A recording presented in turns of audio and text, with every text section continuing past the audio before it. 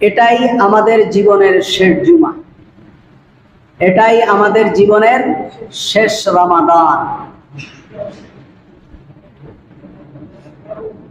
আল্লাহ তাআলার এই রমাদানে আমরা যারা রমজানের হক আদায় করেছি, রমজানে আমরা যারা রমজানের পবিত্রতা রক্ষা করেছি, দিনের বেলায় সিয়াম পালন করেছি এবং আল্লাহ তাআলার নিষিদ্ধ সকল কার্যাবলী থেকে নিজেদেরকে ফিরিয়ে রেখেছি এবং রাতের বেলায় কিয়াম করেছি, যদি আমরা আমাদের গুনাহ খাতাকে আল্লাহ সুবহানাহু ওয়া তাআলার দরবার থেকে মাফ করায় নিতে পারি, তাহলে আমরা সৌভাগ্যবান, আমরা সফল কাম। আল্লাহ তাআলা বলছেন, ফামান যুহজিহা আনিন নার ওয়া উদখিলাল জান্নাহ ফাকাদ ফাযা। যাকে জাহান্নাম থেকে দূরে সরানো হয়েছে এবং জান্নাতে প্রবেশ করানো হয়েছে, ফাকাদ ফাযা, সে ব্যক্তি সফল কাম। সুতরাং এই রমজানে আমরা যারা আল্লাহ তাআলার সন্তুষ্টি অর্জন করেছি, করার চেষ্টা করেছি, তারাই সফল কাম। আল্লাহ রাসূল সাল্লাল্লাহু আলাইহি ওয়াসাল্লাম বলছেন যে সে ব্যক্তির ধ্বংস হোক যে ব্যক্তি রমজান পেল অথচ তার গুনাহ খাতাকে আল্লাহ তাআলার দরবার থেকে ক্ষমা করায় নিতে পারেনি, সে ব্যক্তির ধ্বংস। সুতরাং আমরা কতটুকু রমজানের হক আদায় করেছি, আমরা এই রমজানে কতটুকু দান সদকা করেছি, কতজন মানুষকে ইফতারি খাওয়িয়েছি, কতজন মিসকিনকে আহার দিয়েছি, কতগুলো বস্ত্রহীন মানুষকে বস্ত্র দিয়েছি, এটা আমরা নিজেরা যদি হিসাব করি তাহলে আমরা হিসাব মিলাতে পারবো যে আল্লাহ সুবহানাহু ওয়া তাআলার যে নির্দেশ ছিল সে নির্দেশ আমরা কতটুকু পালন করেছি, আমরা কতটুকু আল্লাহ তাআলার নির্দেশ পালন করেছি। রমজান তো শেষ, আরেক রমজান আমাদের জীবনে আসতেও পারে, নাও পারে। হিন্দুরা যখন তাদের মূর্তিগুলোকে পূজার শেষ লগ্নে গিয়ে ডুবায় দেয়, যখন জলের ভিতরে মূর্তিগুলোকে ফেলে দেয়, তখন দেখবেন ভেউ ভেউ করে কাঁদে, কারণ তারা চিন্তা করে যে আমরা যতটুকু হক দরকার ছিল আমাদের এই দেবতাগুলোর, ততটুকু হক আমরা আদায় করতে পারিনি। এজন্য তাদের বিদায় দেওয়ার সময় ভেউ ভেউ করে কাঁদে আর বলে যদি আগামীবার আবার ফিরে আসে এই দিন। অথচ এই মুশরিকদের যে চরিত্র, এই চরিত্রটা আমাদের ভিতরে থাকা দরকার ছিল, এই গুণটা সাহাবীদের মধ্যে ছিল। সাহাবীদের ভিতরে এই গুণটা ছিল। যখন রমজান বিদায় হয়ে যেত, সাহাবীরা কাঁদতেন যে আল্লাহ আগামী রমজান আবার পাবো কিনা, এই রমজান তো বিদায় হয়ে যাচ্ছে, জানি না আগামী রমজানের সৌভাগ্য আমাদের হবে কিনা, আমরা বেঁচে থাকবো কিনা, বেঁচে থাকলেও আমরা সুস্থ থাকবো কিনা, আগামী রমজানে আমরা সিয়াম পালন করতে পারবো কিনা, আগামী রমজানে রাতের বেলায় আমরা কিয়াম করতে পারবো কিনা। এজন্য সাহাবীরা খুব কান্নাকাটি করতেন, বেশি বেশি আল্লাহ সুবহানাহু ওয়া তাআলার দরবারে কান্নাকাটি করতেন যে আল্লাহ তুমি আমাদের হায়াতকে বাড়িয়ে দাও, আমাদেরকে নেক আমল করার তৌফিক দান করে দাও, আমাদেরকে নেক আমল করার তৌফিক দান করে দাও, আগামী রমজান পর্যন্ত আমাদের হায়াতকে তবিল করে দাও, লম্বা করে দাও, যাতে আগামী রমজান আমরা পেতে পারি এবং আমাদের গুনাহের জন্য তোমার দরবারে আমরা কান্নাকাটি করতে পারি। সুবহানাল্লাহি ওয়া বিহামদিহি। এটা ছিল সাহাবীদের চরিত্র, যে নিজেদের গুনাহের জন্য আল্লাহ সুবহানাহু ওয়া তাআলার দরবারে বেশি বেশি কান্নাকাটি করা। আর আমাদের কাছ থেকে যখন রমজান বিদায় নেয়, তখন আমরা কি করি, আমরা একেবারেই মনে হয় রমজান যে আমাদের কাছে ছিল, আমরা যে রমজানে তাকওয়া অর্জন করেছি, আমাদের এ ব্যাপারে কোনো খেয়াল নেই। রমজান বিদায় হলে আমরা যাও নামাজ পড়তাম, সেটাও ছেড়ে দেই। রমজানের সিয়াম যাও রাখতাম, আমাদের মুখটাও অনেকটা সংযত থাকতো, আমাদের দানের হাত কিছুটা প্রসারিত ছিল। রমজান যাওয়ার সাথে সাথে সব আমাদের কাছ থেকে আস্তে আস্তে আস্তে আস্তে কি হয়ে যায়? বিদায় হয়ে যায়। এজন্য রমজান আমাদের কাছে যে শিক্ষা নিয়ে এসেছে, এই শিক্ষাটা সমস্ত বছর আমাদের কাজে লাগানো দরকার। আমাদের এই মা বোনেরা, আপনারা একটু কথা বলবেন না দয়া করে। আপনাদের তো এমনি একটু কথা বলার অভ্যাস আছে, অনেকেই অভিযোগ করে আপনাদের কথার কারণে খুতবা শুনতে পারে না। এ কারণে দয়া করে আপনারা খুতবার সময় কথা বলবেন না। রাসূল করিম সাল্লাল্লাহু আলাইহি ওয়াসাল্লাম খুতবার সময় কথা বলতে নিষেধ করেছেন। খুতবার সময় কোন ধরনের কথা বলতে রাসূল করিম সাল্লাল্লাহু আলাইহি ওয়াসাল্লাম নিষেধ করেছেন, কারণ খুতবা শোনা কি ওয়াজিব। সম্মানিত মুসল্লিয়ান একরাম, যে কথা বলছিলাম, রমজানের শেষ লগ্নে, শেষ দশকে আমরা উপনীত হয়েছি। আমরা রমজান থেকে কতটুকু অর্জন করতে পেরেছি, রমজান থেকে আমরা কতটুকু শিক্ষা নিতে পেরেছি, রমজানে আমরা কতটুকু আত্মসংযম করেছি, আমরা আমাদের গুনাহ খাতাকে আল্লাহ তাআলার দরবার থেকে কতটুকু ক্ষমা করায় নিতে পেরেছি, রমজানে আমরা কতটুকু দান সদকা করেছি, আমরা নিজেরাই জানি। আমাদের হিসাব আমাদেরকে করা দরকার। প্রত্যেকের হিসাব, তার নিজের হিসাব যদি কোনো ব্যক্তি নিজে করে, তাহলে সে ব্যক্তির হিসাব করার জন্য অন্য কারো আর দরকার হয় না। তো রমাদান মাস হলো সদাকার মাস। এই শেষ জুমা সদাকার ব্যাপারে আমি খুতবা দেই প্রতি রমজানে। রমাদান মাস একটা হলো সদাকার মাস। এই মাসে বেশি বেশি দান সদাকা করা। আল্লাহ রাসূল সাল্লাল্লাহু আলাইহি ওয়াসাল্লাম এমনিই দান সদাকা করতেন। আজওয়াদান নাস বিল খাইর ওয়া কানা আজওয়াদু মা ইয়াকুনু ফি রমাদান। আল্লাহর হাবিব সাল্লাল্লাহু আলাইহি ওয়াসাল্লামের এই দানের পরিধি রমজান মাসে আরো বেড়ে যেত। সুবহানাল্লাহ। রমজানে 2 হাতে দান করতেন নবী এবং তার সাহাবীরা, 2 হাতে দান করতেন। এমনিই ফজিলতের মাস, আর এ মাসে সদাকা করলে আরো আল্লাহ সুবহানাহু ওয়া তাআলা বেশি পরিমাণ সওয়াব দেন। এই সদাকা এবং যাকাত একই শব্দ। যাকাত শব্দের অর্থ হলো যে জিনিস ক্রমশ বৃদ্ধি হয়, বাড়ে। তার মানে হলো যাকাত যদি দেয়, বাহ্যিক দৃষ্টিতে তার সম্পদ কমে গেলেও, 1 লাখ টাকায় 2,500 টাকা কমে গেলেও আল্লাহ সুবহানাহু ওয়া তাআলা এই 2,500 টাকার কারণে তাকে বহু গুণে আল্লাহ তাআলা তাকে বাড়িয়ে দেন তার সম্পদ। সুবহানাল্লাহ। আপনি 2,500 টাকা যাকাত দিলেন, আল্লাহ সুবহানাহু ওয়া তাআলা আপনার অসুস্থতা থেকে, আপনাকে এমন একটা অসুস্থতা থেকে এই দানের ওসিলায় আল্লাহ তাআলা আপনাকে মাফ করে দিয়েছেন, যেটি 2.5 লক্ষ টাকা দিলেও যেই অসুস্থতার সেবা করা সম্ভব হতো না। এটাই হলো বরকত। এটা কি? আপনি লাখ টাকার 2.5 টাকা যাকাত দিয়ে দিলেন, আল্লাহ সুবহানাহু ওয়া তাআলা আপনার ব্যবসার ভিতরে এমন বরকত দিয়েছে যে 2.5 কোটি টাকার বরকত আল্লাহ তাআলা আপনাকে দিয়ে দিয়েছে। সুবহানাল্লাহ। এই জন্য যাকাত শব্দের অর্থ হলো ক্রমশ বৃদ্ধি হওয়া, বেড়ে যাওয়া। আল্লাহ তাআলা কিভাবে দেবেন? আপনি 1 লাখ টাকা থেকে 2.5 টাকা দিলেন, 2,500 টাকা দিলেন, আল্লাহ তাআলা ওই 2,500 টাকার জায়গায় 3,000 টাকা ঢুকায় দেবে ডয়ারের ভিতরে। আল্লাহ তাআলার বৃদ্ধি পাওয়াটা এমনটা নয়। আল্লাহ তাআলা আপনার বালা মুসিবত দূর করে দিতে পারেন, আপনার ব্যবসায় বরকত দিতে পারেন। আপনি 10 টাকায় যে কাজ করছেন, অনেকে 10,000 টাকায়ও সে কাজ করতে পারে না। সুবহানাল্লাহ।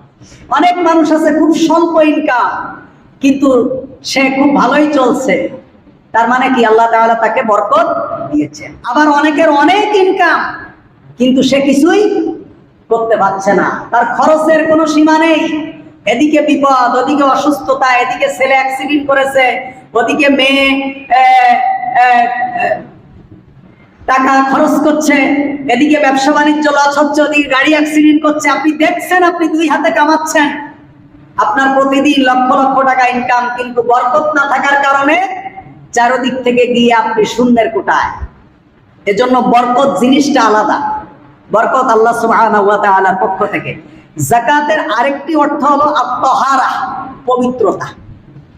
তার মানে কি, যদি কোনো ব্যক্তি যাকাত দেয়, অর্থাৎ 1 লক্ষ টাকার থেকে যদি 2,500 টাকা দিয়ে দেয়, তাহলে ওই বাকি 97,500 টাকা এটা কি হয়ে যায়?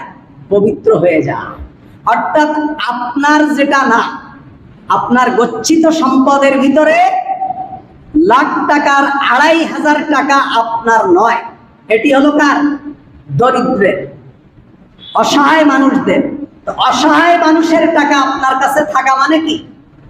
আপনার সমস্ত টাকাগুলো কি হয়ে যাওয়া? অপবিত্র হয়ে যাওয়া। এজন্য সাদাকা কোরআন সুন্নাহর ভাষায় শরীয়ত সম্মত যাকাত। সাদাকাটাও কি, আমরা বলি না যাকাত সাদাকা দুটো একই শব্দ। আল্লাহ তাআলা কোথাও যাকাত ব্যবহার করেছেন, কোথাও সাদাকা ব্যবহার করেছেন। আল্লাহ তাআলা বলছেন সূরা তাওবার ভিতরে, খুয মিন আমওয়ালিহিম সাদাকা তুতাহহিরুহুম ওয়া তুযাক্কিহিম, তুমি তাদের সম্পদ থেকে সাদাকা গ্রহণ করো। সাদাকাটা মানে কি? যাকাত গ্রহণ করো, এবং সেটা কি করো? যাকাত গ্রহণ করে তুতাহহিরুহুম ওয়া তুযাক্কিহিম, তাদেরকে পবিত্র করো এবং পরিশুদ্ধ করো। অর্থাৎ একেবারেই তাদেরকে পবিত্র করে দাও, তাদের সম্পদগুলোকে কি করে দাও? অর্থাৎ যেই সম্পদের যাকাত দেওয়া হয় না, সেই সম্পদ কি নয়? পবিত্র নয়। আবার আল্লাহ তাআলা এই সাদাকা শব্দ ব্যবহার করেছেন, যে যাকাতের যে 8টি খাত আছে সেখানে আল্লাহ তাআলা সাদাকা ব্যবহার করেছেন। ইন্নামাস সাদাকাতু লিল ফুকারা ওয়াল মাসাকিন ওয়াল আমিলিনা আলাইহা ওয়াল মুআল্লিফাতি কুলুবুহুম, এইভাবে আল্লাহ তাআলা সাদাকা শব্দ উল্লেখ করেছেন।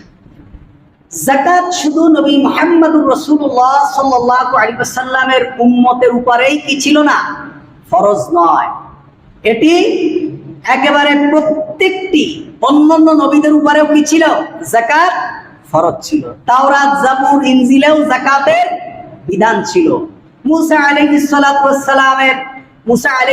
ওয়াস সালাম তার আপন চাচাতো ভাই কারুনের কাছে যাকাত চেয়েছিলেন, সম্পদের সাদাকা চেয়েছিলেন, উনি দিতে অস্বীকার করেছেন। তার মানে কি?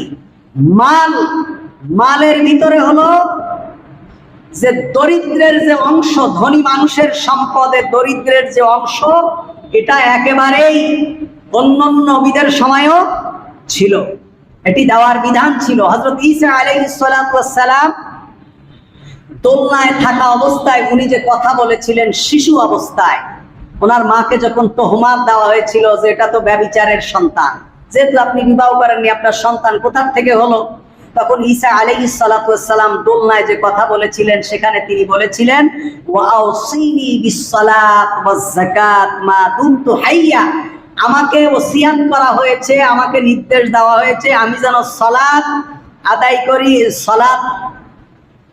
করি, যাকাত আদায় করি, এবং কি করি? যতদিন পর্যন্ত আমি জীবিত থাকবো। অর্থাৎ আমি ঈসা যতদিন জীবিত থাকবো, আমাকে সালাতের এবং যাকাতের কি দেওয়া হয়েছে? নির্দেশ দেওয়া হয়েছে। আহলে কিতাবদের সম্পর্কে আল্লাহ সুবহানাহু ওয়া তাআলা বলছেন, ওয়া উমিরু ইল্লা লিয়াবুদুল্লাহা মুখলিসিনা লাহুদ্দিন হুনাফা ওয়া ইউকিমুস সালাত ওয়া ইউতুজ যাকাত যালিকা দীনুল কাইয়্যিমা। আহলে কিতাব অন্যান্য নবীদের উপরেও এই নির্দেশ ছিল যে তোমরা একমাত্র খালেস ভাবে, সঠিকভাবে, খাঁটিভাবে আল্লাহর ইবাদত করবে। আল্লাহর ইবাদতের সাথে আর কাউকে শরীক করবে না। আল্লাহর ইবাদতের সাথে আর কাউকে শরীক করবে না। আর কি করবে? ওয়া ইউকিমুস সালাত, সালাত কায়েম করবে, ওয়া ইউতুজ যাকাত, এবং যাকাত দেবে। যালিকা দীনুল কাইয়্যিমা, এটাই হলো সঠিক দিন। এটাই কি? সঠিক দিন। আব্দুল্লাহ ইবনে মাসউদ রাদিয়াল্লাহু তাআলা আনহু বলছেন, وقال عبد الله بن مسعود أمرتم بإقامة الصلاة وإيتاء الزكاة ومن لم يزكى فلا صلاة له। আব্দুল্লাহ ইবনে মাসউদ বলছেন যে আমাকে নির্দেশ দেওয়া হয়েছে সালাত কায়েম করার জন্য এবং যাকাত আদায় করার জন্য। ওমান লাম ইউযাক্কা ফালা সালাতা লাহু, যে ব্যক্তির কি নেই? যাকাত নেই, যে ব্যক্তি যাকাত দেয় না, যাকাত ফরজ হওয়া সত্ত্বেও যে ব্যক্তি যাকাত আদায় করে না তার সালাত হবে না, তার সালাত নেই। তার মানে কি? তার মানে হলো আমাদের সমাজে অনেকেই যাকাত আমরা দেই না, আমাদের সম্পদের কোনো হিসাবই নেই। আমরা কিন্তু নামাজ পড়ি, নামাজ ঠিকই পড়ি, আমরা বাইতুল্লাহ জিয়ারত করি, আমরা অনেকে তাবলীগেও যাই, আমরা সময়ও লাগাই, কিন্তু আমরা যাকাত দেই না। আব্দুল্লাহ ইবনে মাসউদ বলছেন যে ব্যক্তি সালাত আদায় করবে ওয়ালা ইউযাক্কা ফালা সালাতা লাহু, এবং যাকাত দিবে না, সে ব্যক্তির নামাজ হবে না, সে ব্যক্তির কোনো নামাজ নেই। এবং ইবনে যায়েদ রাদিয়াল্লাহু তাআলা আনহু বলছেন উফতারিজাতিস সালাত ওয়াজ যাকাত জামিআ লাম ইফরাক বাইনাহুমা।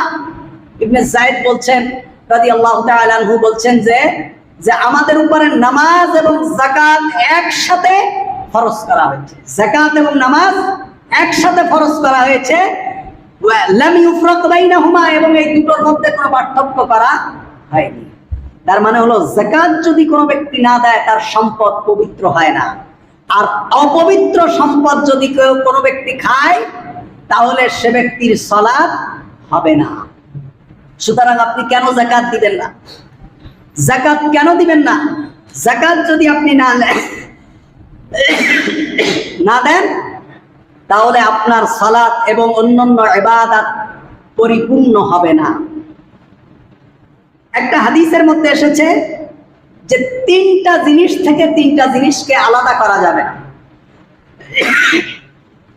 তিনটা জিনিস থেকে তিনটা জিনিসকে আলাদা করার কোনো সুযোগ নেই। একটা কি?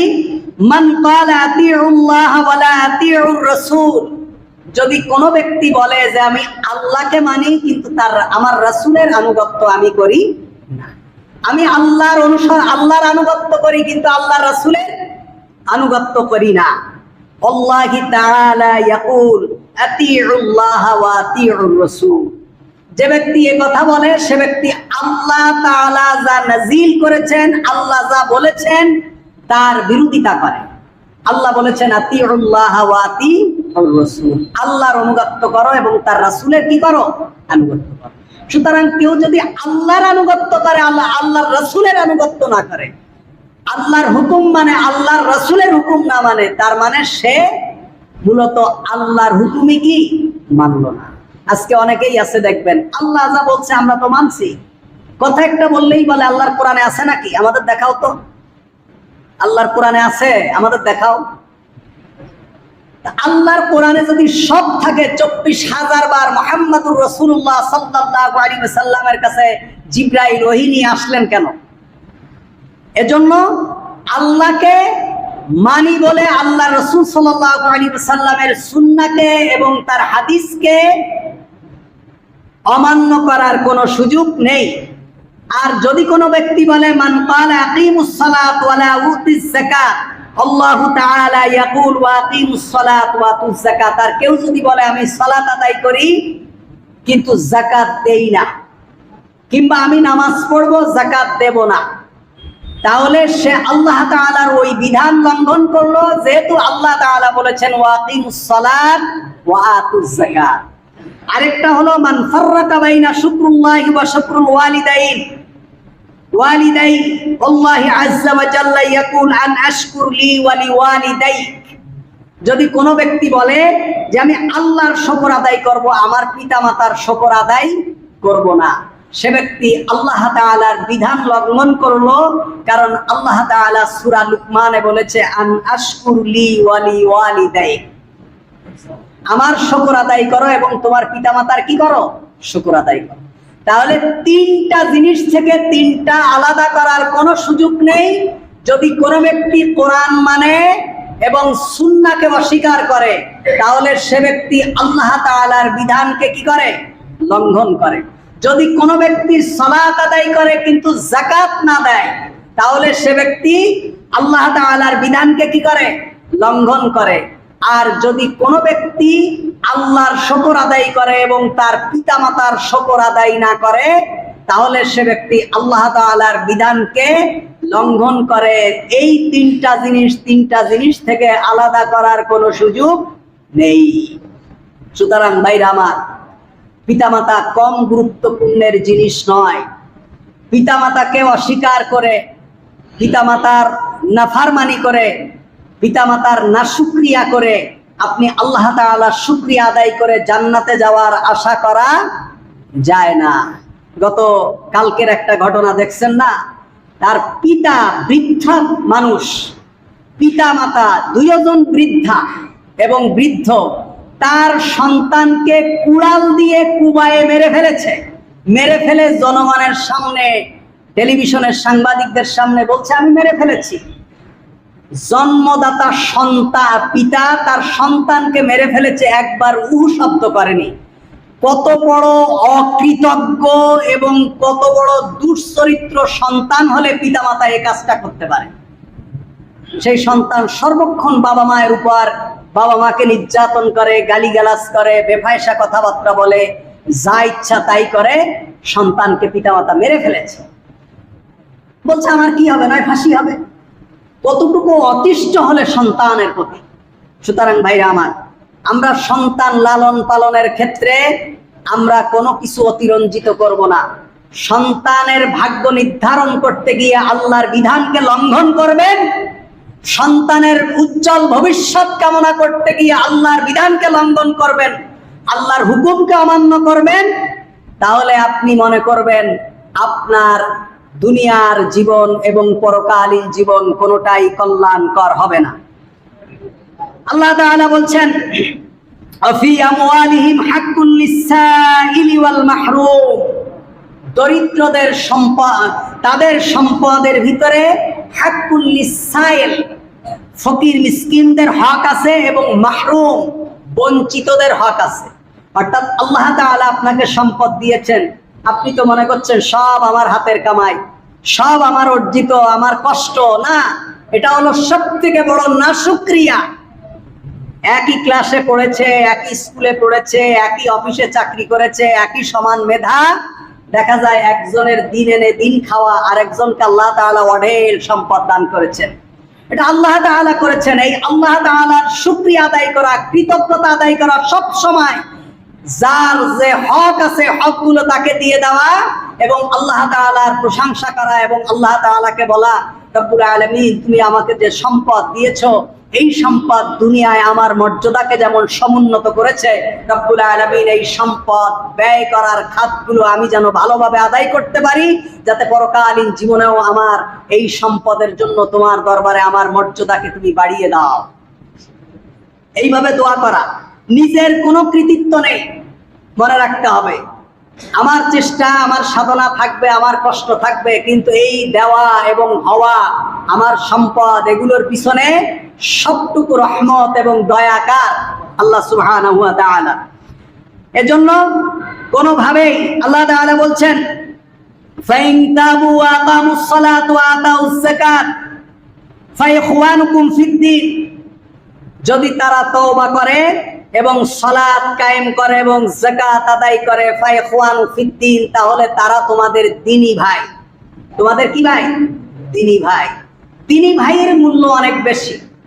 যদি আপনার রক্তের সম্পর্ক কোনো ভাই, আপনার রক্তের সম্পর্ক কেউ যদি আল্লাহর সাথে দুশমনি করে, আপনার রক্তের সম্পর্কে কেউ যদি আল্লাহর বিধানকে বুড়ি আঙ্গুল দেখায়, আপনার নিকটতম কেউ যদি আল্লাহর দ্বীনকে অমান্য করে এবং আল্লাহ এবং তার বিধান সম্পর্কে কটূক্তি করে, তাহলে তার সাথে আপনার সমস্ত সম্পর্ক ছিন্ন করে দিতে হবে। এটা হলো কোরআনের নিয়ম। আল্লাহ তাআলা বলছেন তাদের সঙ্গ ত্যাগ করে দাও।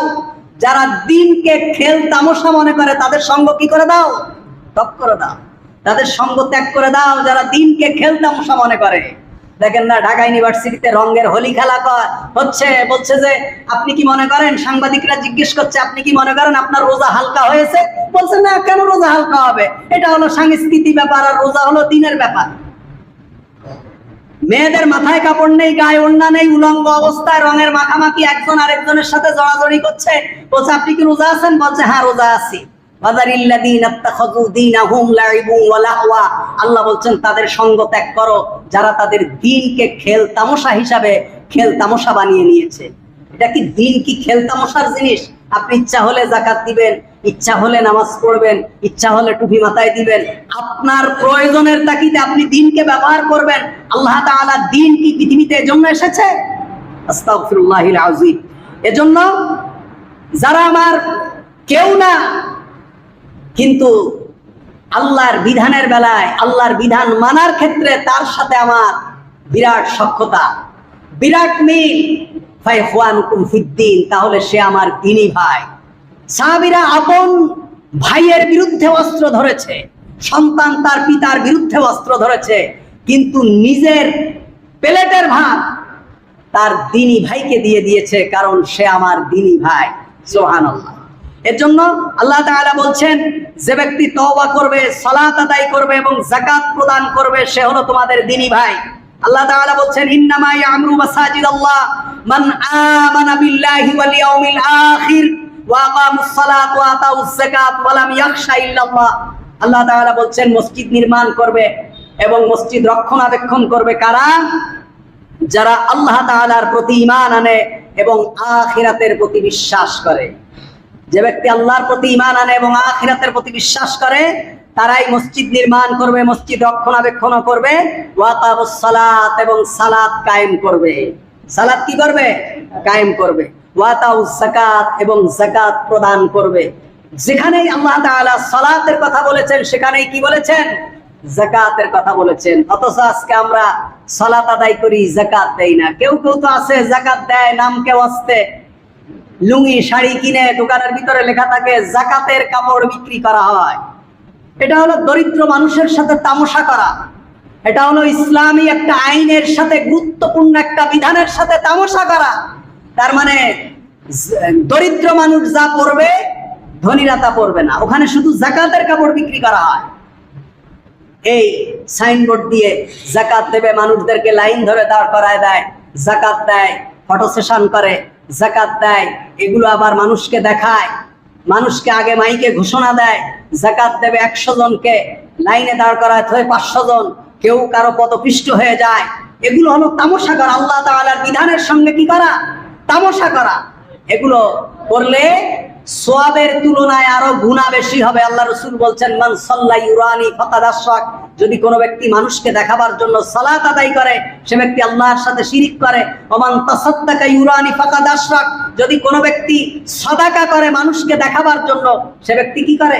আল্লাহ তাআলার সাথে শিরিক করে। তার মানে সে আল্লাহর সন্তুষ্টির জন্য এই কাজগুলি করেনি, অন্য কাউকে সন্তুষ্টি করবার জন্য এই কাজগুলো করেছে। আল্লাহ রাসূলের হাদিস কত বাস্তব দেখেন। আসলে যারা লাইন দিয়ে যাকাত দেয়, আসলে যারা লাইন দিয়ে যাকাত দেয়, গাবতলী বাজার থেকে গরু কিনে গলায় মালা পরায়ে পিছনে 20-30 জন ঢোলক নিয়ে বাদ্য বাজাইতে বাজাইতে সারা ওয়ার্ড ঘুরায় ঘুরায় দেখায়, তারা কি আল্লাহকে সন্তুষ্টি করার জন্য করে না নেতা কর্মীদের সন্তুষ্ট করার জন্য? আল্লাহ রাসূল এই কথাই বলেছেন, মান তাসাদ্দাকা ইউরানি ফাকাদ আশরাক।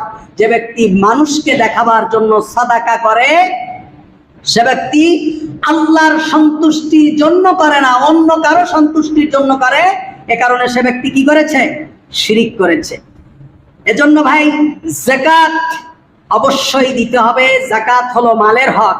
আল্লাহ তাআলা বলছেন, ফাওয়াইলুল লিল মুশরিকিন। ধ্বংস মুশরিকদের জন্য, আল্লাযীনা লা ইউতুনাজ যাকাত ওয়া হুম বিল আখিরাতি হুম কাফিরুন। তারা যাকাত দেয় না, তারা যাকাত দেয় না। যারা যাকাত দেয় না তাদের জন্য ধ্বংস। যারা যাকাত দেয় না, মূলত তারা আখিরাতকে কি করে না? বিশ্বাস করে না। কারণ যে ব্যক্তি যাকাত দেবে না, তার মালকে পবিত্র করবে না, পরিশুদ্ধ করবে না, সে ব্যক্তি কিয়ামতের দিন ধরা খেয়ে যাবে রবের দরবারে।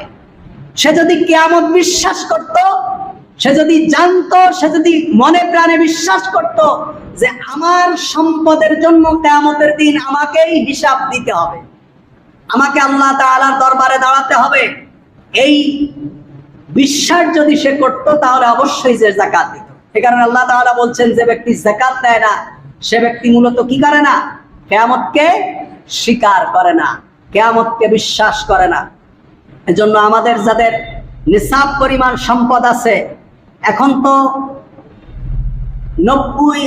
80-90 হাজার টাকার যদি কারো গচ্ছিত থাকে এবং সে টাকার উপর যদি 1 বছর অতিবাহিত হয়, তাকেই যাকাত দিতে হবে।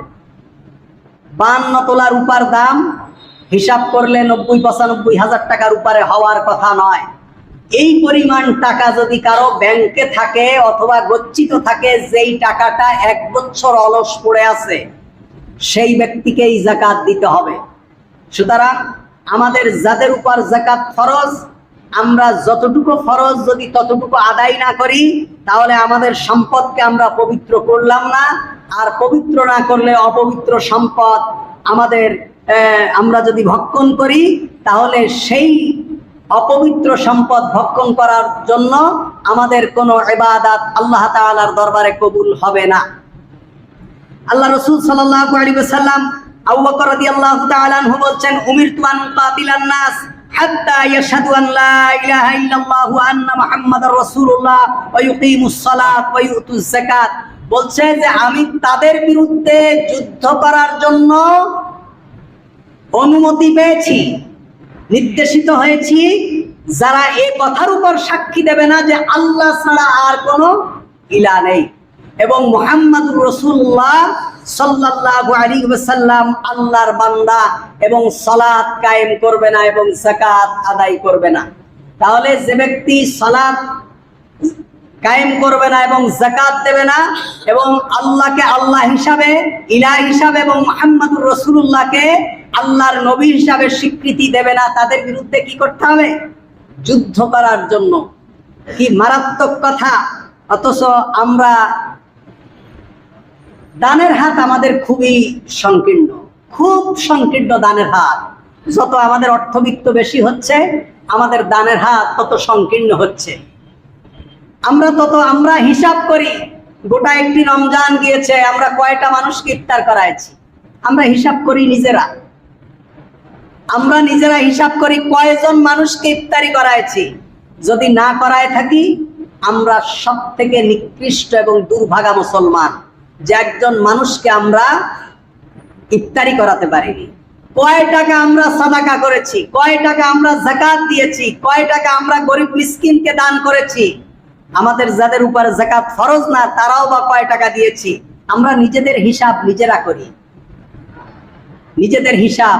আল্লাহ রাসূল সাল্লাল্লাহু আলাইহি ওয়াসাল্লাম বলছেন, সেই ব্যক্তি বুদ্ধিমান যে নিজের হিসাব নিজে করে। আল কাইয়িসু মান দানা নাফসি, যে ব্যক্তি নিজের হিসাব করে যে আমি কি করলাম, আমার কি করা উচিত ছিল, রমজান তো আমার কাছ থেকে বিদায় নিচ্ছে, আমরা কয় টাকা কি করছি। এই তো আমাদের, এই যে আমরা মসজিদে আসছি, মসজিদ আল্লাহর ঘর, বাইতুল্লাহ, মসজিদ চলছে। আমি আপনাদেরকেও বলেছি, আল্লাহ সুবহানাহু ওয়া তাআলা আমাদের এমডি সাহেব যতদিন থাকবেন, আল্লাহ তাআলা মসজিদ চলবে ইনশাআল্লাহ। ওনাদের পরবর্তী প্রজন্ম চালাবে। কিন্তু আমাদের দায় কি? আমরা কয় টাকা আমরা মসজিদে দান করেছি? আমরা প্রতিটা শুক্রবারে আসলে আমাদের ন্যূনতম একটা অ্যামাউন্ট তো আমাদের থাকা দরকার ছিল, যেটা আমরা আল্লাহর ঘরের জন্য দিয়ে যাব। আল্লাহ রাসূল বলছেন, আহাব্বুল বিলাদি ইলাল্লাহি মাসাজিদুহা ওয়া আবগাদুল বিলাদি ইলাল্লাহি আসওয়াকুহা। আল্লাহর জমিনের সবথেকে সম্মানিত জায়গা হলো মসজিদ। আল্লাহ সবথেকে বেশি ভালোবাসেন মসজিদকে। আমরা মসজিদে কি করেছি? আর সবথেকে নিকৃষ্ট জায়গা হলো বাজার। আমাদের আনাগোনা মসজিদে কম, বাজারে আমাদের আনাগোনা বেশি। রমজান যত বাড়ছে, আমাদের বাজার মুখী তত বেশি। আর সাহাবীরা রমজান যত বাড়তেন, যত বেশি হতো, যত ঈদ ঘনিয়ে আসতো, রমজানের শেষ প্রান্তে গেলে সাহাবীদের হাউমাউ করে কাঁদা শুরু হয়ে যেত যে রমজানটা বিদায় হচ্ছে, আল্লাহ রমজানের হক তো আদায় করতে পারিনি, রব্বুল আলামিন তুমি আমাদেরকে মাসুম বানিয়ে দাও, আল্লাহ তুমি আমাদেরকে একেবারে মাসুম বানিয়ে দাও, ঈদের দিন আমাদের যেন কোনো গুনাহ না থাকে, আল্লাহ তুমি আমাদেরকে মাফ করে দাও। সাহাবীরা এভাবে কাঁদতেন, রাতের আধারে এভাবে কাঁদতেন। দিনের বেলায় সিয়াম পালন করতেন, কোরআন তেলাওয়াত করতেন। আমরা কি করেছি? আমাদের অর্জন কতটুকু? এজন্য ভাইরা আমার, আমরা যারা পারবো, আমরা এই বাকি রমজানে, বিশেষ করে এই কয়দিন, আমাদের দান সাদাকা আমরা বাড়িয়ে দেব। আমরা বেশি বেশি করে আল্লাহর রাস্তায় দিয়ে দেব। আমরা বেশি বেশি আল্লাহ রাস্তায় দিয়ে দেব, আমাদের রিজিকের মধ্যে বরকত দিয়ে দেবেন কে? আল্লাহ সুবহানাহু ওয়া তাআলা। এমন এক সময় আসবে আমরা দান করতে চাইলেও দান করতে পারবো না, ইচ্ছা থাকলেও পারবো না। বেঁচে আছে, অনেকে বেঁচে আছে, শক্তি আছে, সামর্থ্য আছে, অর্থবিত্ত আছে, দান করতে চাইলেও পারে না। ছেলেরা বড় হয়ে গেছে, দান করলে টাকা পয়সা যদি কোনো দিকে দেয়, ছেলেরা একদম তাকায় থাকে, বাবা কোথায় দিচ্ছে, টাকা কোথায় যাচ্ছে, ছেলেরা তাকায় থাকে। বাবা আবার কাউকে কিছু দিয়ে দিচ্ছে কিনা। বাবার হাত তো বড়, বাবার মন তো নরম, বাবা কাউকে কোনো দিক থেকে কিছু দিয়ে দিচ্ছে কিনা ছেলেরা সব সময় সজাগ থাকে, ইচ্ছা করলেও দিতে পারে না, অপারগ। আল্লাহ রাসূল সাল্লাল্লাহু আলাইহি ওয়াসাল্লামের একজন সাহাবীর কথা শোনাচ্ছি।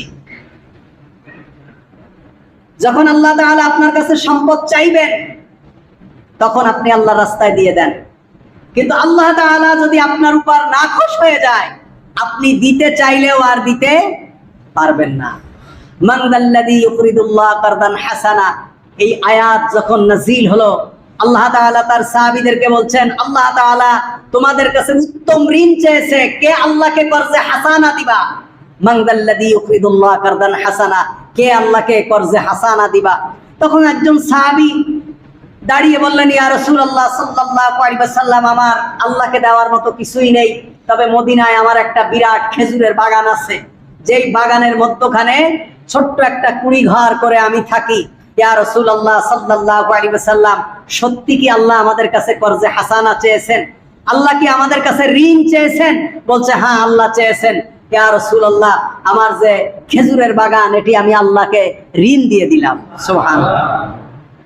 ঋণ দিয়ে বাগানের পাশে গিয়ে স্ত্রীকে ডাক দিলেন, ও আমার স্ত্রী, বের হয়ে আসো, সন্তানদেরকে নিয়ে বের হয়ে আসো, আমাদের প্রয়োজনীয় জিনিসপাতি যা আছে সব নিয়ে বের হয়ে আসো। কেন? আমি এই ঘর, এই জমি, এই বাগান আল্লাহকে দিয়ে দিয়েছি। সুবহানাল্লাহ, আল্লাহকে দিয়ে দিয়েছি।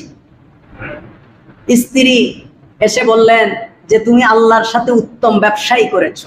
সুবহানাল্লাহ, আল্লাহর সাথে কি করেছো? উত্তম ব্যবসা করেছো। আল্লাহ রাসূল সাল্লাল্লাহু আলাইহি ওয়াসাল্লামের একজন সাহাবী, নাম তার সালাবা, যার ব্যাপারে সূরা তাওবায় আয়াত নাযিল হয়েছে। এই সালাবা ছিল দরিদ্র মানুষ। নবী আলাইহিস সালাতু ওয়াস সালামের কাছে এসে বললেন, ইয়া রাসূলুল্লাহ সাল্লাল্লাহু আলাইহি ওয়াসাল্লাম, আমার জন্য একটু দোয়া করেন, আল্লাহ তাআলা যেন আমাকে কিছু সম্পদ দেন, আমি একটু ধনী হতে চাই।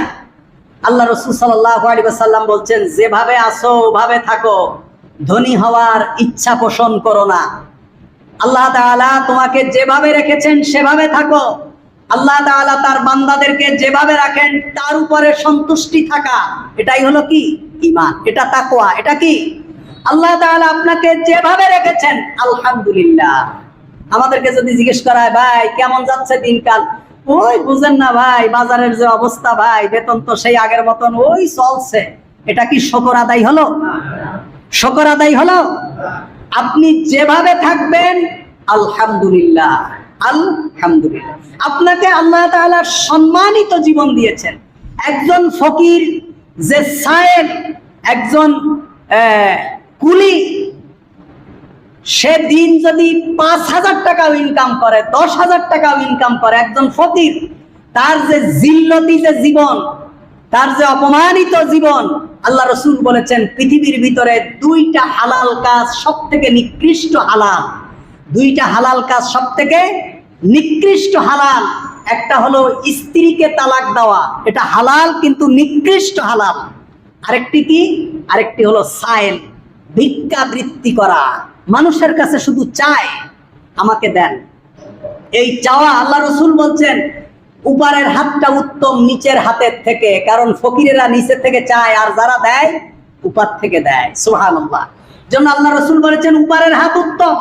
তা আমরা যারা অল্প টাকা ইনকাম করেও স্ত্রী সন্তানদেরকে নিয়ে বসবাস করি, কখনো খেয়ে কখনো না খেয়ে, এটা সম্মানিত জীবন।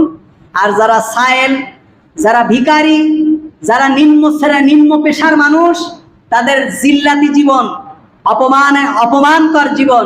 আল্লাহ সুবহানাহু ওয়া তাআলা আমাদেরকে যে অবস্থায় রেখেছেন, আমরা যখন কেউ আমাদেরকে জিজ্ঞেস করবে, কিংবা যদি আমরা আমাদের অবস্থানটা ব্যক্ত করতে চাই, আমরা কি বলবো? আলহামদুলিল্লাহ আলহামদুলিল্লাহ আলহামদুলিল্লাহ উনজুর ইলা মান আসফালা মিনকুম। আল্লাহ রাসূল বলছেন তুমি নিচের দিকে দেখো, তোমার থেকেও কত নিচে মানুষ আছে যাদের পরনে একটা ভালো কাপড় নেই, যাদের ভালো একটা ঘর নেই, যাদের থাকার একটা ভালো জায়গা নেই, যাদের আত্মীয় স্বজন ভালো নেই, যারা একটা ভালো পরিবেশে চলতে পারে না। আল্লাহ তাআলা স্বল্প ইনকামের মধ্যেও তো আমাদেরকে অনেক ভালো রেখেছেন, এজন্য আমরা কি বলবো? আলহামদুলিল্লাহ। তা সালাবা সম্পর্কে সালাবা বলছে, ইয়া রাসূলুল্লাহ আমার জন্য একটু দোয়া করেন, আমার জন্য কিছু সম্পদ হয়। আল্লাহ রাসূল বলছেন এত সম্পদের দরকার নেই, তুমি যেভাবে আছো এভাবেই ভালো। বলছে ইয়া রাসূলুল্লাহ, চলে গেলেন। আবার এসে বললেন, ইয়া রাসূলুল্লাহ আমার একটু দোয়া করেন, আমার একটু যেন সম্পদ হয়। আল্লাহ রাসূল বলছেন আল্লাহ তাআলা তোমাকে যেভাবে রেখেছেন এভাবেই ভালো, শুকরিয়া আদায় করো, এত সম্পদের প্রয়োজন নেই। সালাবা আবার এসে চলে গেলেন। আবার এসে বললেন, ইয়া রাসূলুল্লাহ সাল্লাল্লাহু আলাইহি ওয়াসাল্লাম আমার জন্য একটু দোয়া করেন। কারণ সাহাবী উনি তো জানতেন আল্লাহ রাসূল দোয়া করার সাথে সাথে কি হয়ে যাবে? কবুল হয়ে যাবে। ইয়া রাসূলুল্লাহ যার যা হক সেই হক আমি তাদেরকে দিয়ে দেব, যার যে হক তাদের সেই হক আমি দিয়ে দেব। তো আমার সম্পদ যদি আল্লাহ দেয়, দরিদ্রের যেই হক দরিদ্রকে দিয়ে দেব, ফকিরের যে হক ফকিরকে দিয়ে দেব, আত্মীয় স্বজনের যে হক আত্মীয় স্বজনকে দিয়ে দেব। যার যেই হক সেই হক আমি কি করে দেব?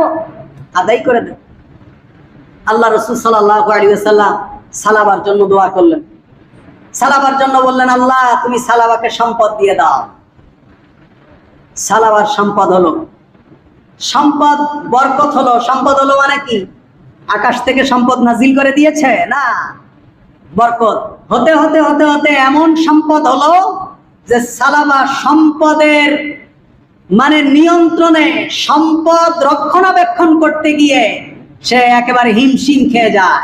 তার এত পরিমাণ পশু সম্পদ হলো যে সে আর মদিনায় এমন কোনো জায়গা নেই যেখানে তার সম্পদ রাখবে, এত সম্পদ হয়ে গেছে।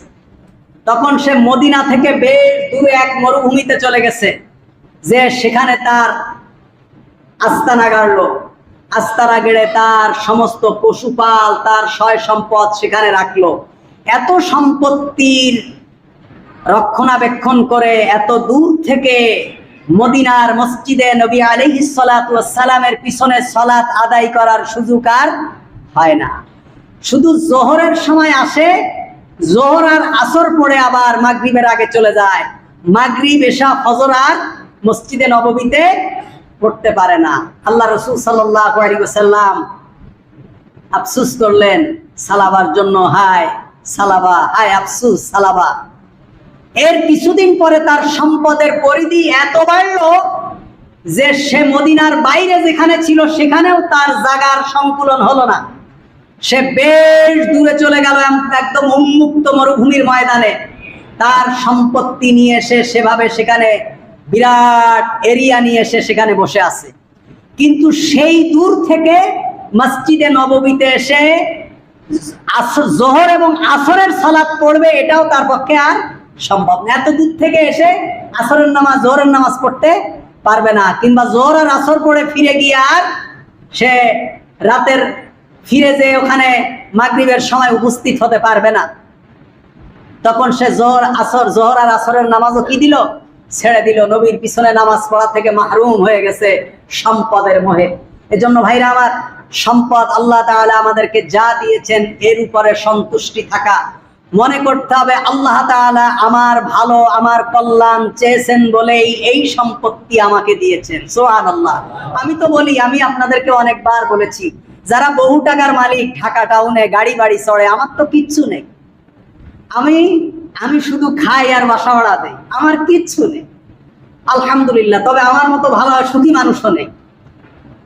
আমার যারা এখানে কোটি কোটি টাকার মালিক, আপনার কি মনে হয় তারা আমার থেকে বেশি পড়াশোনা করেছে? তারা আমার থেকে বেশি বুদ্ধিমান? তারা আমার থেকে চালাক? না, আমি তো তা বিশ্বাস করি না। আল্লাহ তাআলা তাদেরকে দিয়েছেন, আমাকে দেন। এটাই পার্থক্য। আল্লাহ তাআলা চাননি যে আমি অনেক সম্পদের উপরে দাঁড়িয়ে থাকি। আলহামদুলিল্লাহ আলহামদুলিল্লাহ আলহামদুলিল্লাহি রাব্বিল আলামিন। জন্য আল্লাহ তাআলা আমাদেরকে যাদের যেখানে যে অবস্থায় রাখবেন, আমাদের সততা, আমাদের ধার্মিকতা, আমাদের ইমানদারি, হালাল রিজিক, এগুলোর প্রতি আমাদের খেয়াল রাখতে হবে। আমাদের রিজিকে যদি কোনো প্রকার হারাম ঢুকে যায়, জসুরি বাটপারি ঢুকে যায়, কোন তাহাজ্জুদ নামাজ কিয়ামতের দিন আল্লাহর আযাব থেকে আমাকে রক্ষা করতে পারবে না।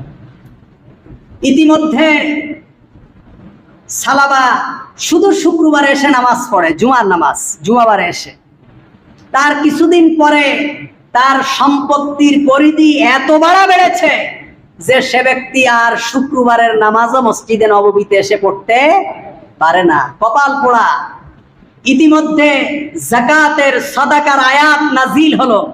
আল্লাহ তাআলা সাহাবীদেরকে পাঠালেন, দুইজন সাহাবীকে বললেন, বনি সুলাইম গোত্রের কাছে যাও, তার কাছ থেকে গিয়ে যাকাত নিয়ে আসো, আর সালাবার কাছ থেকে গিয়ে যাকাত নিয়ে আসো। এই সাহাবীরা সুলাইম গোত্রের লোকের কাছে গেলেন। যাওয়ার পরে উনি বললেন যে আমার সম্পদের মধ্যে সবথেকে উৎকৃষ্ট সম্পদ যেটা তোমাদের চোখে আমার উট, ভেড়া, গরু, ছাগলের মধ্যে যেটা সবথেকে উৎকৃষ্ট মনে হবে, নাদুস নুদুস মনে হবে, যেটাকে আল্লাহর সামনে পেশ করলে আমি লজ্জিত হব না, যেগুলো সবথেকে উৎকৃষ্ট এগুলো নিয়ে তুমি আল্লাহর রাস্তায় দিয়ে দাও। সুবহানাল্লাহ। সালাবার কাছে গেলেন, সালাবাকে বললেন, সালাবা বললেন যে কি ব্যাপার? বললেন যে আল্লাহ রাসূল সাল্লাল্লাহু আলাইহি ওয়াসাল্লামের উপর যাকাতের আয়াত নাজিল হয়েছে, তোমার সম্পদের যাকাত দিতে হবে। তা বললেন কই দেখি কোন বিধান নাজিল হয়েছে। বিধান দেখলেন, দেখে বললেন এটা তো জিজিয়া করের মতো হয়ে গেছে, যেটা অমুসলিমদের কাছ থেকে নেওয়া হয়। আমি তো মুসলমান, আমি তো কালিমা পড়েছি, আমি তো সাক্ষী দিয়েছি আল্লাহ ছাড়া কোনো মাবুদ নেই, মুহাম্মাদুর রাসূলুল্লাহ সাল্লাল্লাহু আলাইহি ওয়াসাল্লাম আল্লাহর রাসূল, তাহলে আমি আবার এই জরিমানা দিতে যাব কেন? বললেন না, এটা আল্লাহর বিধান। বললো ঠিক আছে, তাহলে আমি হিসাব নিকাশ একটু করি, তোমরা অন্যান্য জায়গা থেকে যাকাত আদায় করে যাওয়ার সময় আমার এই রাস্তা দিয়ে যাবে। যাওয়ার সময় সালাবার কাছে গেছে। যাওয়ার পরে সালাবা বলছে, যখন হিসাব নিকাশ করে দেখলো যে অনেক সম্পদ তার চলে যাবে তার সম্পদ থেকে, তখন সালাবা বললেন যে ঠিক আছে এখন যাও, আমি পরে চিন্তা ভাবনা করে দেখবো। কপাল পুড়ে গেছে নবীর সাহাবী।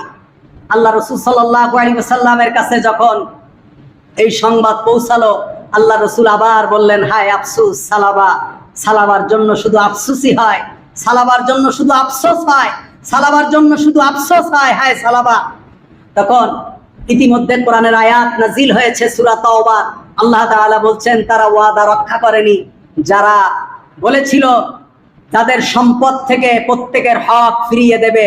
এই আয়াত যখন নাজিল হলো, সালাবাকে ধিক্কার জানিয়ে যখন আয়াত নাজিল হলো, তখন সালাবার একজন আত্মীয় নবী আলাইহিস সালাতু ওয়াস সালামের মজলিসে ছিলেন। তিনি সেখান থেকে উঠে গিয়ে সালাবাকে বললেন, সালাবা তুমি কি শুনেছো? তুমি কত বড় কপাল পোড়া, বিশ্বনবী মুহাম্মদুর রাসূলুল্লাহ সাল্লাল্লাহু আলাইহি ওয়াসাল্লামের উপর আল্লাহ তাআলা কোরআনের আয়াত নাজিল করেছেন তোমাকে তিরস্কার করে। তখন সালাবার মাথা খুলে গেছে। সালাবা তাড়াতাড়ি নবী করিম সাল্লাল্লাহু আলাইহি ওয়াসাল্লামের কাছে আসলেন, এসে বললেন, ইয়া রাসূলুল্লাহ সাল্লাল্লাহু আলাইহি ওয়াসাল্লাম, আমার যাকাত। আল্লাহ রাসূল বললেন, তোমার যাকাত আর গ্রহণ করা হবে না, কারণ আল্লাহ তাআলা তোমার যাকাত গ্রহণ করতে নিষেধ করেছে। সুবহানাল্লাহ। আল্লাহ তাআলা নিষেধ করেছেন তোমার সম্পদ গ্রহণ করতে। সালাবা তোমার জন্য আফসোস। ও ভাই, যদি এমন কোন দিন চলে আসে আল্লাহ তাআলা আমার সম্পদ থেকে আর যদি কিছু না চান, আমার ঘরের ভাত থেকে যদি এক মুষ্টি ভাত, আল্লাহ এক লোকমা ভাত যদি কোনো মিসকিনের জন্য আল্লাহ কবুল না করেন, এমন দিন যদি আমার আপনার চলে আসে, আমার আপনার সালাত, আমার আপনার এই সিয়াম আল্লাহর জান্নাতে আমাদেরকে নিতে পারবে না। কারণ নবী আলাইহিস সালাতু ওয়াস সালাম বলছেন, তুতঈমুত তাআম ওয়া তাকরাউস সালাম আলা মান আরাফতা ওয়া মান লাম তারিফ। আল্লাহ তাআলা কোরআনের আয়াত নাযিল করেছেন, আরাইতাল্লাযী ইউকাযযিবু বিদ্দীন ফাযালিকাল্লাযী ইয়াদউল ইয়াতীম ওয়া লা ইয়াহুদ্দু আলা তুআমিল মিসকিন। যারা অসহায়, মিসকিন, দরিদ্র মানুষকে খাবার দিতে উৎসাহ দেয় না, তারা কিয়ামতকে বিশ্বাস করে না। আপনি কি তাদেরকে দেখেছেন যারা কিয়ামতকে অস্বীকার করে? অর্থাৎ আপনি নামাজ পড়লেও আপনি কিয়ামত অস্বীকারী। যদি আপনি কিয়ামতের সেই ভয়াবহ আযাবের কথা আপনি স্বীকার করতেন, তাহলে আপনার হাত দরিদ্রদের দিকে প্রসারিত হতো। আল্লাহর নবী আলাইহিস সালাতু ওয়াস সালাম তার কিছুদিন পরে মারা গেলেন। সালাবা যাকাতের টুপলা নিয়ে আবার হযরত আবু বকর রাদিয়াল্লাহু তাআলা আনহুর কাছে আসলেন। এসে বললেন, আবু বকর, আল্লাহর নবী তো পৃথিবীর থেকে চলে গেছে, আমি যাকাত দিতে পারিনি, তুমি আমার যাকাতের মালটা গ্রহণ করো, আমাকে আল্লাহর আযাব থেকে বাঁচাও। আবু বকর বললেন, না, তোমার যাকাত নবী মুহাম্মদুর রাসূলুল্লাহ সাল্লাল্লাহু আলাইহি ওয়াসাল্লাম গ্রহণ করেনি, আমি আবু বকরও তোমার যাকাত গ্রহণ করতে পারবো না। আবু বকর রাদিয়াল্লাহু তাআলা আনহু ইন্তেকাল করলেন, হযরত ওমর রাদিয়াল্লাহু তাআলা আনহু খলিফা হলেন। ওই সালাবা যাকাত নিয়ে আবার ওমরের কাছে আসলেন, এসে বললেন, ওমর, আমার যাকাতটা একটু গ্রহণ করো। ওমর বললেন, সম্ভব না, তোমার যাকাত নবী করিম সাল্লাল্লাহু আলাইহি ওয়াসাল্লাম গ্রহণ করেননি, হযরত আবু বকর গ্রহণ করেননি, আমি ওমরও গ্রহণ করতে পারবো না। হযরত উসমান রাদিয়াল্লাহু তাআলা আনহুর খেলাফত আমলে সালাবা ইন্তেকাল করেছেন, মারা গিয়েছেন। সুতরাং ভাইরা আমার, আমাদের যাদের সময় আছে, আমাদের যাদের সক্ষমতা আছে, আমরা যতটুকু পারবো আল্লাহর দিকে ধাবিত হব। ওয়াসারিউ ইলা মাগফিরাতিম মির রাব্বিকুম ওয়া জান্নাতিন আরদুহা কাআরদিস সামাওয়াতি ওয়াল আরদ। দৌড়াও ওই আল্লাহর দিকে, প্রতিযোগিতা করে দাঁড়াও, প্রতিযোগিতা করে দৌড়াও ওই আল্লাহর দিকে, আল্লাহর ক্ষমার দিকে এবং ওই জান্নাতের দিকে, যে জান্নাতের প্রশস্ততা আকাশ এবং জমিনের সমান। সুতরাং আমরা দানের হাতকে প্রসারিত করব। রমজান আমাদের কাছ থেকে বিদায় নিচ্ছে, আজকে শেষ রমজান। আমরা কে কতটুকু রমজানের হক আদায় করতে পেরেছি আমরা নিজেরা জানি। যদি আমরা এই রমজানে ভুল ত্রুটির জন্য বাকি রমজানগুলো কিয়ামুল লাইল করব, বেশি বেশি আল্লাহ সুবহানাহু ওয়া তাআলার দরবারে কান্নাকাটি করব, আমাদের গুনাহের জন্য মাপ চাইব এবং বেশি বেশি সাদাকা করব। সাদাকা মানুষের গুনাহকে মিটিয়ে দেয়, সদকা মানুষের পাপকে মিটিয়ে দেয়। আমরা বেশি বেশি সাদাকা করব। আল্লাহ তাআলা আমাদেরকে তৌফিক দান করুন। আমিন। সুবহানাকাল্লাহুম্মা বিহামদিক।